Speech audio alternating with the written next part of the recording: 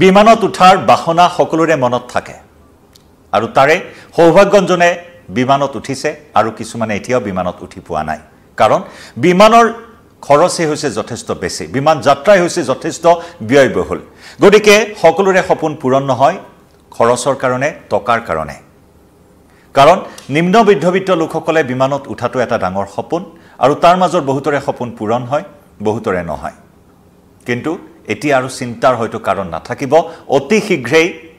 হস্তাৰ উৰণ লাভ কৰিব বিশ্ববাসীয়ে হয় হস্তাৰ উৰণ আৰু এই হস্তাৰ উৰণৰ বাবে এক প্ৰকাৰ আকাশত চমক দেখুৱালে আলিয়া CX-300 নামৰ এখন বিশেষ বিমানে হস্তা কিয় হয়তো এই মুহূৰ্তত আপুনি অনুমান কৰিছে ইয়া আমাৰ ভিডিও ৱালত আপোনালোকে প্ৰত্যক্ষ কৰিছে আকাশত বৈদ্যুতিক বিমান যাত্ৰা আৰম্ভ হৈছে আকাশত বৈদ্যুতিক বিমানৰ যাত্ৰা আৰম্ভ কৰিছে আৰু ইয়ে আপোনাৰ সপোন পূৰণ কৰিব অতি শীঘ্ৰে নমস্কাৰ প্ৰিয় দৰ্শক মই জয়ন্ত মাধৱ গোস্বামী আপোনাক স্বাগতম জনাইছো নিউজ 18 অসম নৰ্থ ইষ্টৰ ডিজিটেল লাইভলৈ হয় হস্তা হ'ব এতিয়া উৰণ ইন্ধনৰ যি অভাৱনীয় মূল্য সেই অভাৱনীয় মূল্যৰ পৰা এতিয়া পৰিত্ৰাণ লাভ কৰিব বিমান সংস্থাসমূহে বা উৰণ সংস্থাসমূহে কাৰণ এটা বিশেষ উৰণ সংস্থাই এটা বিশেষ সম্পৰীক্ষা সম্পূৰ্ণ কৰিছে আমি বৈদ্যুতিক বাহনৰ কথা জানো চাৰিচকীয়া বৈদ্যুতিক বাহন বাছ হিয়া এতিয়া উপলব্ধ বজাৰত ৰাজপথত আমি বৈদ্যুতিক বাহন দেখিছো হয়তো বহুতে বৈদ্যুতিক বাহনৰ অধিকাৰী হৈছে যদিওবা সকলো সা সুবিধা এতিয়া উপলব্ধ হোৱা নাই তথাপিও ইন্ধনৰ অভাৱনীয় মূল্য বৃদ্ধিৰ বাবে বহুতে বৈদ্যুতিক বাহন ক্ৰয় কৰাত এতিয়া অগ্ৰাধিকাৰ প্ৰদান কৰিছে ভাৰত চৰকাৰেও বৈদ্যুতিক বাহনৰ ক্ষেত্ৰত বিশেষ অগ্ৰাধিকাৰ প্ৰদান কৰিছে 2030 চনত এক বিশেষ প্ৰকল্প হাতত লৈছে বৈদ্যুতিক বাহনৰ ক্ষেত্ৰত 2030 চনলৈ ভাৰত চৰকাৰে আমি বিভিন্ন ধৰণৰ উচ্চ প্ৰযুক্তি সম্পন্ন বাহন দেখিছো চাৰিচকীয়া বাহন টেসলাৰ কথাই হওক বা অন্যান্য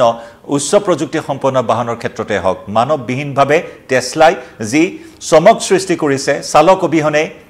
আপোনাৰ গন্তব্য স্থানত উপস্থিত হ'ব পাৰি টেসলাৰ জৰিয়তে আৰু তেনেকুৱাই চমক এবাৰ আকাশ মাৰ্গত দেখিবলৈ আপুনি সক্ষম হ'ব আৰু সেই চমক ইতিমধ্যে দেখুৱাইছে আলিয়া CX-300 নামৰ বৈদ্যুতিক এখন বিমানে বেটা টেকনলজিছ নামৰ এটা আমেৰিকাৰ বিমান সংস্থাই এই অভিনৱ উদ্ভাৱন কৰি উলিয়াইছে বৈদ্যুতিক ফ্লাইট বৈদ্যুতিক বিমান এই বৈদ্যুতিক বিমানৰ এই মুহূৰ্তত সফল সম্পৰীক্ষা কৰিবলৈ সক্ষম হৈছে এই উৰণ সংস্থাটোৱে আমেৰিকাৰ এই উৰণ সংস্থাটোৱে এতিয়া এই চমকেৰে সমগ্ৰ বিশ্ববাসীৰ মাজলৈ এক আশাৰ ৰেঙনি কঢ়িয়াই আনিছে বিমান যাত্ৰাৰ ক্ষেত্ৰত বিদ্যুতৰ জৰিয়তে আকাশত এতিয়া যাত্ৰীবাহী বিমান উৰিবলৈ সক্ষম হৈছে আমি ৰাজপথত ইতিমধ্যে উল্লেখ কৰিছো চাৰিচকীয়া উচ্চ প্ৰযুক্তি উন্নত প্ৰযুক্তিৰ সম্পন্ন আমি বাহনৰ চমক দেখিছো আৰু এইবাৰ মাজ আকাশত যাত্ৰীবাহী বিমান বৈদ্যুতিক বিমানে চমক সৃষ্টি কৰিবলৈ সাজু হৈছে শুনিবলৈ অবাক শুনিবলৈ অসম্ভৱ যেন লাগিলেও এই কথাই সম্ভৱ কৰি দেখুৱাইছে বেটা টেকনলজিছ নামৰ এই সংস্থাটোৱে যত নেকি সংস্থাটোৰ উদ্যোগত ইতিমধ্যে এই বৈদ্যুতিক বিমানৰ উৰণৰ সম্পৰীক্ষা সফলতাৰে সম্পন্ন হৈছে আৰু ইয়াক ইকো ফ্ৰেন্ডলি হিচাপে জনা যাব ইকো ফ্ৰেন্ডলি হিচাপে বিশেষ ভূমিকা গ্ৰহণ কৰিব এই বৈদ্যুতিক বিমানে আৰু এই অত্যাধুনিক যাত্ৰীবাহী বিমানৰ খৰচো হ'ব অতি সামান্য অতি কম টকাত আপুনি বিমান যাত্ৰা কৰিবলৈ সক্ষম হ'ব কাৰণ ইন্ধনৰ তুলনাত বিদ্যুতৰ খৰচ তেনেই কম এটা ডাঙৰ পাৰ্থক্য আছে আৰু সেই বাবে অতি কম খৰচত অতি কম সস্তাতে আপুনি এই বিমান যাত্ৰা কৰিবলৈ সক্ষম হ'ব আৰু চাব গলে এখন অত্যাধুনিক বিমান এখন অত্যাধুনিক যাত্ৰীবাহী বিমান তাকো কম খৰচত এয়া সম্ভৱ কৰি তুলিবলৈ সাজু হৈছে বেটা টেকনলজিছে এই নতুন দিগন্তৰ সূচনা কৰিছে ইতিমধ্যে যত নেকি শেহতীয়াকৈ আমেৰিকাৰ ইষ্ট হেম্পটনৰ পৰা জন এফ কেনেডি নিউয়ৰ্কৰ জন এফ কেনেডি আন্তৰ্জাতিক বিমানবন্দৰলৈ এই সফল যাত্ৰা সম্পন্ন কৰিছে আলিয়া CX-300 নামৰ এই বৈদ্যুতিক বিমানখনে ইষ্ট হেম্পটনৰ পৰা নিউয়ৰ্কৰ জন এফ কেনেডি আন্তৰ্জাতিক বিমানবন্দৰলৈ 30 মিনিটৰ সময়ছোৱাত এই উৰণ সম্ভৱ কৰি তুলিছে যি নেকি 30 মিনিটত 130 কিলোমিটাৰৰ যাত্ৰা সম্পূৰ্ণ কৰিছে বিমানখনে 30 মিনিটত 70 নটিকেল মাইল অৰ্থাৎ 130 কিলোমিটাৰৰ যাত্ৰা সফলতাৰে সম্পূৰ্ণ কৰিবলৈ সক্ষম হৈছে এই যাত্ৰীবাহী অত্যাধুনিক বৈদ্যুতিন বিমানখনে আৰু যাৰ বাবে এতিয়া আশাৰ ৰেঙনি কঢ়িয়াই আনিছে এই যাত্ৰাই য'ত নেকি এই যি সম্পৰীক্ষা আছিল ইষ্ট হেম্পটনৰ পৰা জন এফ কেনেডি আন্তৰ্জাতিক বিমানবন্দৰলৈ নিউয়ৰ্কলৈ 30 মিনিটৰ যাত্ৰাত নিজেই উপস্থিত আছিল বেটা টেকনলজিষ্টৰ প্ৰতিষ্ঠাতা তথা সিইও কাইল ক্লাৰ্কে নিজেই উপস্থিত আছিল এই সম্পৰীক্ষণৰ সময়ত সফল সম্পৰীক্ষণৰ সময়ত আৰু লগতে তেওঁ উল্লেখ কৰিছে যে এই বিমানখন হৈছে 100% বৈদ্যুতিক 100% বৈদ্যুতিন এখন বিমান যাত্ৰীসকলক লৈ ইষ্ট হেম্পটনৰ পৰা নিউয়ৰ্কৰ জন এফ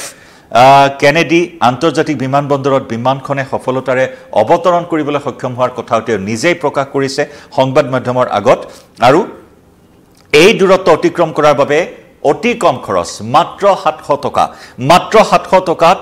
এই যাত্ৰা সম্পূৰ্ণ কৰিব পৰা এটা সুবিধা এই কথা উল্লেখ কৰিছে সিইও গৰাকীয়ে লগতে এবাৰ চাৰ্জ কৰিলে বিমানখনত খৰচ পৰে 700 টকা আৰু এবাৰ চাৰ্জত এই বিমানখনে 250 নটিকেল উৰিব পাৰে অৰ্থাৎ 500 কিলোমিটাৰ এবাৰৰ চাৰ্জত 500 কিলোমিটাৰ পৰ্যন্ত ইয়াৰ ৰেঞ্জ হৈছে 500 কিলোমিটাৰ গতিকে এটা অভাৱনীয় ৰেঞ্জ 500 কিলোমিটাৰ 700 টকাত এবাৰৰ চাৰ্জত 500 কিলোমিটাৰ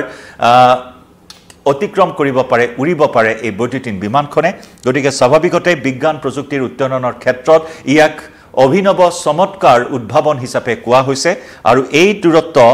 যোৱাৰ বাবে এখন হেলিকপ্টাৰৰ ইন্ধনৰ খৰচ পৰে প্ৰায় 14000 টকা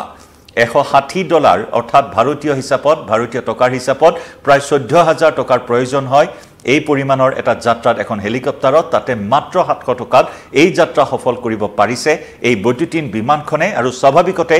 এক নতুন দিগন্তৰ সূচনা কৰিব বিমান যাত্ৰাৰ ক্ষেত্ৰত উৰণ সংস্থাসমূহৰ ক্ষেত্ৰত এক নতুন দিগন্তৰ বাট মুকলি কৰিব বেটা টেকনলজিছৰ এই উদ্ভাৱনে স্বাভাৱিকতে আলিয়া CX300ৰ এই চমক এই মুহূৰ্তত চৰ্চিত হৈছে সমগ্ৰ বিশ্বজুৰি আশা কৰা হৈছে অতি শীঘ্ৰেই এই যি উন্নত প্ৰযুক্তি বৈদ্যুতিন বিমানৰ ব্যৱহাৰিক ক্ষেত্ৰত কাৰ্যকৰী কৰাৰ ক্ষেত্ৰত অতি শীঘ্ৰে সফল হ'ব এই উৰণ সংস্থাসমূহ লগে লগে খৰচ কমিব আপোনাৰ বিমান যাত্ৰাৰ এই মুহূৰ্তত লাইভৰ পৰা বিদায় লম ধন্যবাদ